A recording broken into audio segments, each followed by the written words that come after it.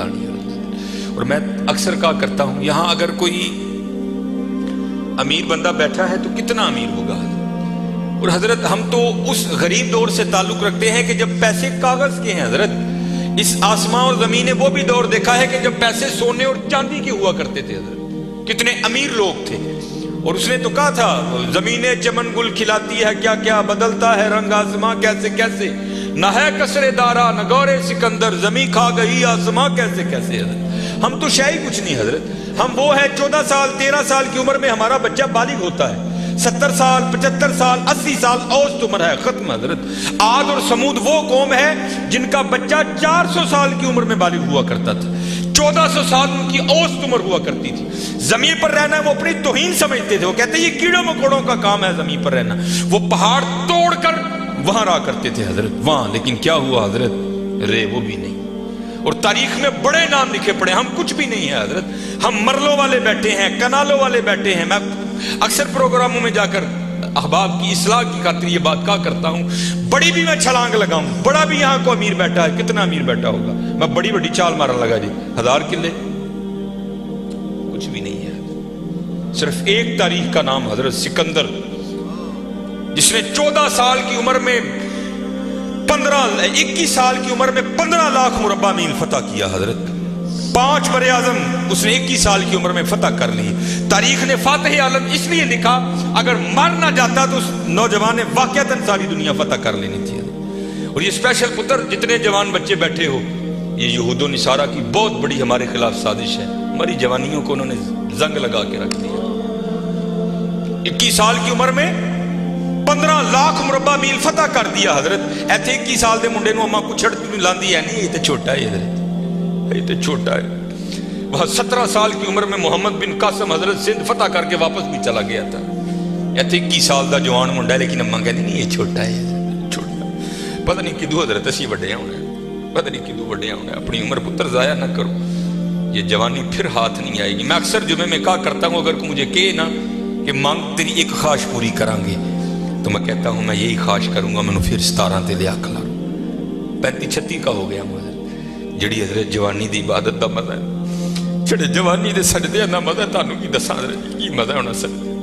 اپنی جوانیاں ضائع نہ کرو پتر، کسے نے نہیں جی آ کے پوچھنا ہے، کسے نے نہیں جی آ کے پوچھنا۔ پہلے تمہیں سنایا جنہاں لئی تو پاپ کمائے، کتنے نہیں تیرے کرتے۔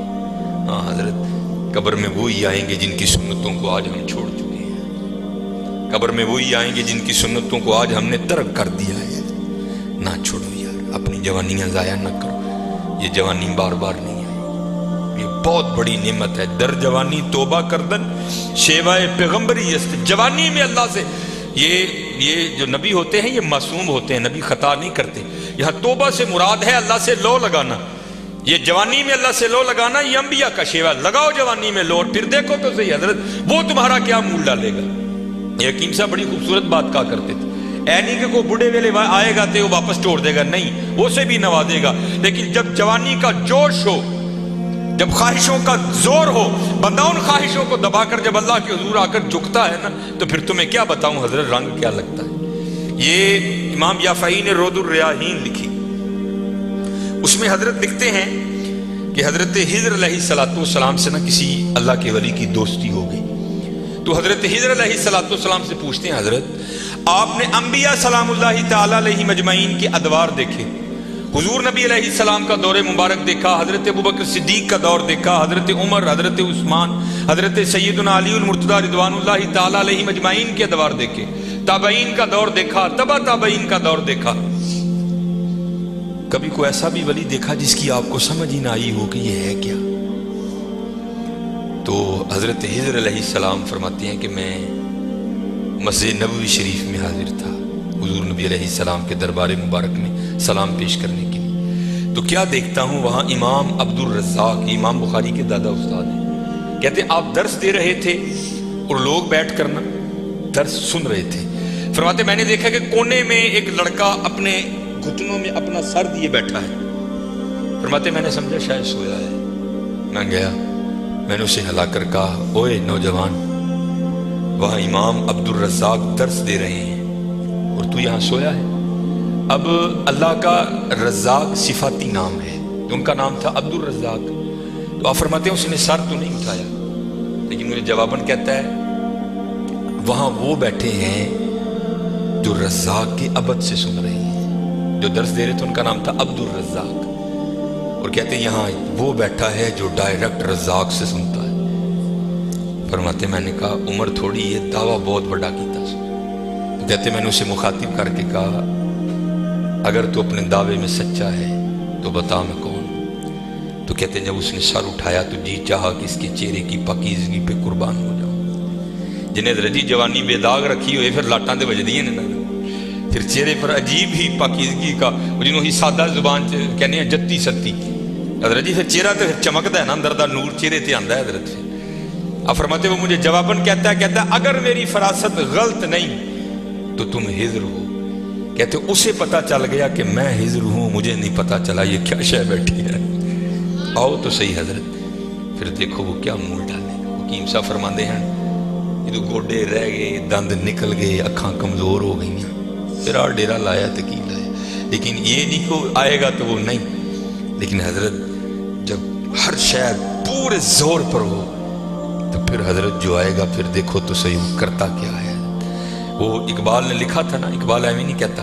اقبال کہتا ہے عالم ہے فقط مومن جاں باز کی میراث، مومن نہیں ہے جو صاحب لولاک نہیں ہے. ہاں بڑے جوان بچے بیٹھے ہو، اپنی جوانیوں کو ضائع نہ کرو.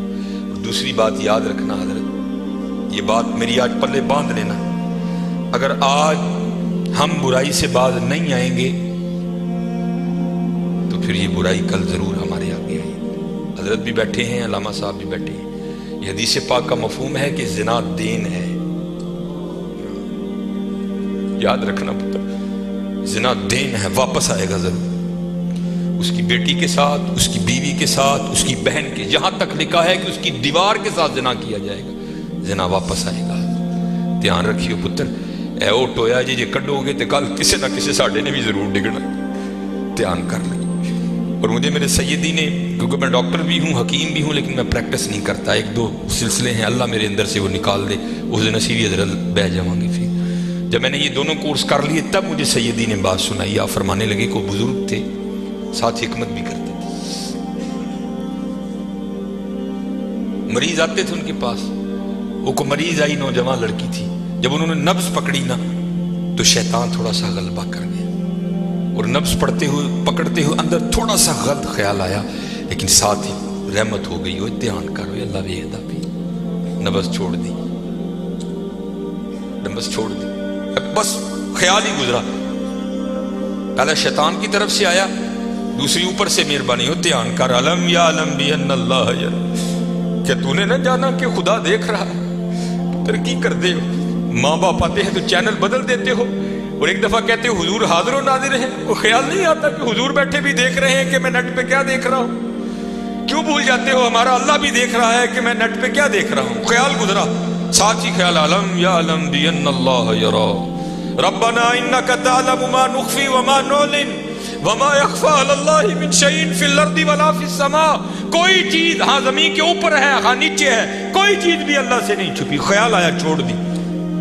لیکن جیسے میں نے کہا نا حضرت، دین ہے، ضرور گھوم کر آئے گا. تب گھروں میں ٹینکیاں شینکیاں نہیں ہوتی. تب جو ماشکی جس کو ہم ذاتی زبان میں کہتے ہیں، وہی گھروں میں پانی دینے آتے تھے. گھر ان کی بیوی تھی، وہ پانی دینے کے لیے آیا. ماشکی پانی بھر کے نا جب وہ جانے لگا نا تو اس نے ہاتھ پکڑ لیا ان کی بیوی کا. انہوں نے اتنے پھڑیا، ادھر ماشکی نے کار پڑ لیا. وہ بیوی آگے سے ہاتھ چھڑا کر کہتی ہے وہ پتر کی ہو گئی. اس کو بھی خیال آیا، وہ روتا ہوا بھاگ گیا. اتنے وہ بھی بہ کے چنگا روئے تھے، اکھاں لال کیتیاں. کار مائی بھی بڑا روئی. ساری زندگی لنگ گئی ہے، بڈھے ویلے کی ہویا انہیں کی ہاتھ پڑ لیا. وہ بھی بڑا روئی ہے. حکیم ہوری کار آئے تھے، حکیم صاحب دی اکھاں سجی دی. ویکھیا تو کار والی دی اکھاں سجی دی. انہیں پوچھا بھلی لوکے کی ہویا، کیوں روئی؟ میں کہا پہلے تسی دسو تسی کیوں روئے؟ انہیں کہا بس اج ایک دھی آئی سی مینوں دکھان لئی، دی نبض پھڑی، شیطان نے اندر گندگی پائی. لیکن نال ہی یاد آیا اللہ ویکھدا پیا میں چھڑ چھڑے. کہہ لیں بس ادھر تسی ادھر ہی پھڑی، ادھی پھڑی ادھر کار ماشکی نے میری پھڑ. دھیان کریو پتر، دھیان کریو. اج ਕਿਸੇ ਦੀਆਂ ਧੀਆਂ ਨੇ, ਕੱਲ ਨੂੰ ਸਾਡੀਆਂ ਧੀਆਂ ਨੇ ਵੀ ਜੋ ਆਉਣ। ਅੱਜ ਕਿਸੇ ਲਈ ਚੌਂਕ 'ਚ ਨਾ ਖਲੋਈਓ, ਅੱਜ ਕਿਸੇ ਲਈ ਨਾ ਖਲੋਈਓ, ਅੱਜ ਤੁਸੀਂ ਖਲੋਵੋਗੇ ਕੱਲ ਕੋ ਤੁਹਾਡੀ ਨਹੀਂ ਵੀ ਖਲੋਏਗੀ। ਬੜਾ ਧਿਆਨ ਕਰੀਓ, ਬੜਾ ਧਿਆਨ, अपनी जवानी बड़ी पाकीज़ा रखनी है, बड़ी पाकीज़ा। और ज़िना से बचना, ये आगे अल्लामा साहब और मैं तकरीबन 1.5-2 घंटा बैठ कर यही रोते रहे हजरत कि सानू इंज दा फसाया है कि अज ज़िना आसान और निकाह इंतहाई मुश्किल कर छड़े, निकाह इंतहाई मुश्किल कर छड़े, इंतहाई मुश्किल कर छड़े। लेकिन बचने पुत्र बचने। ज़िना एक ऐसा गंदा गुनाह है, मैंने हदीस मुबारक पढ़ी कि अगर किसी से ये गुनाह सरजद हो गया ना, उसने माफ़ी मांगी, अल्लाह ने उसे माफ़ कर दिया, लेकिन पता फिर भी उसको सज़ा क्या मिलेगी कि जन्नत में अल्लाह जल्ला शानहू ज़ानी से कहेंगे कभी तू मेरे सामने ना आना। ज़ानी को हमेशा के लिए दीदार इलाही से महरूम कर दिया जाए। और आज बस अल्लाह अपनी हिफाजत में रखे, बच के रहना है, इससे बड़ा बच, अपनी जवानियों को पाकीज़ा रखना है, अपनी जवानियों को पाकीज़ा रखना है। फिर देखो हजरत रंग क्या लगते हैं, रंग क्या लगते हैं, रंग क्या लगते हैं। ये सिकंदर 21 साल की उम्र और 5 बड़े आजम फातेह। जिंदगी ने साथ नहीं दिया, सांप ने उसको डस लिया था। और अरस्तु ने सिकंदर का ट्रीटमेंट किया।